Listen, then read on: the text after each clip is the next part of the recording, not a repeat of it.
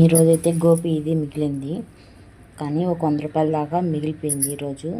రోజైతే పూర్తిగా అయిపోతుంది. 2 బాక్సులు హాట్ బాక్సులు నిండా వేస్తాను. ఇంట్లో ఏదో కూర్చొని ఖాళీగా ఉండకుండా ఏదో నాకు తగ్గినట్టుగా గోపి చేసేసి ఇళ్ళ పక్కన పిల్లలకి వీళ్ళకి అమ్ముతాను. రోజుకి ఒక 300 400 వస్తుంది.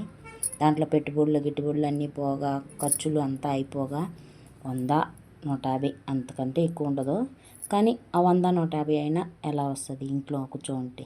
అదే ఇంట్లోనే ఉంటున్నట్టు ఉంటుంది. నాకంటూ కొంచెం డబ్బులు వచ్చినట్టు ఉంటుంది. ఇంట్లో ఖర్చులకి నీళ్ళ క్యాన్లకి కావచ్చు, కూరగాయలకు కావచ్చు, దానికి వస్తాయి కదా.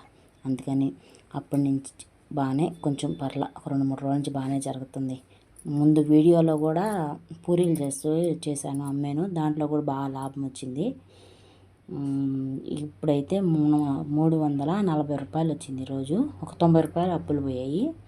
పర్లా బాగానే వచ్చింది. చాలు ఇంతకు మించి ఎక్స్పెక్ట్ చేయకూడదు. ప్లీజ్ లైక్ చేయండి, సబ్స్క్రైబ్ చేయండి. ప్లీజ్ మీ సపోర్ట్ నాకు